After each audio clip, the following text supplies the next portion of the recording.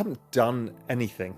I've not sold a single thing, not done anything. I've started to average in on the really growthy tech stocks for the reasons we talked about. Yeah. Because into the carnage, if I'm right, and this is a super trend and a super cycle, then you want to be owning this stuff for the long run.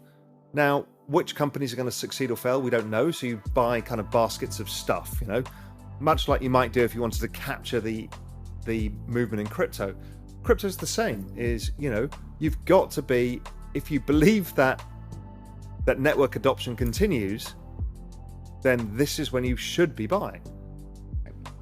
Right. But, you know, it's just, not everybody has endless amounts of cash to keep putting in. Oh, because I'm trying to capture the overall space. So I haven't moved around, you know, as ever, you know, a bunch of the more speculative end of stuff always feels terrible in the bear market. And who knows what's going to survive and what's going to work. But, you know, that's the thesis, and that's why you buy a basket, and it's only a small part of the overall thing. Since then, what trades have I done? I had a go at buying calls on ETH to say, look, if the previous pattern kind of held out, then we could have seen a run in December through to March, which failed to happen. But, I stuck like 5% of my ETH in some call options, or I added 5% in call options, and that didn't work out. Well, it's bizarre. People like pick on me for doing that. I mean, it's like, it's a mitigated risk, good upside opportunity. It didn't work out. I mean, 5% is like the bid offer spread on a day like today. So who cares, right? So I did that.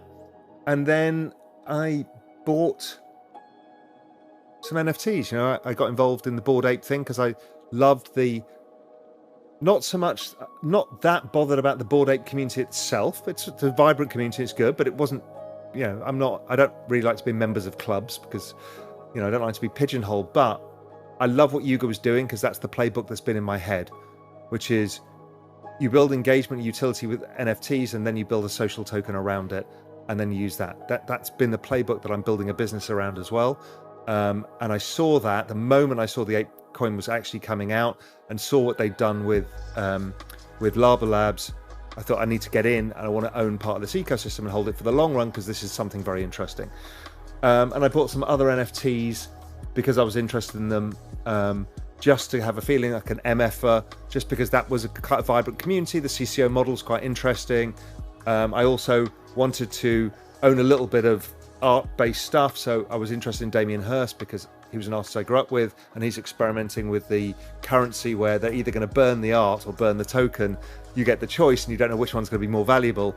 Just a fascinating experiment, and you know, Damien Hirst is a cultural English icon. And then I also bought one of the X copy, Max Payne and Friends, because I think his art is amazing, but I'm not going to stump up the full cash needed for a proper X copy. So I bought a few NFTs just to get my toes in the water and just be involved.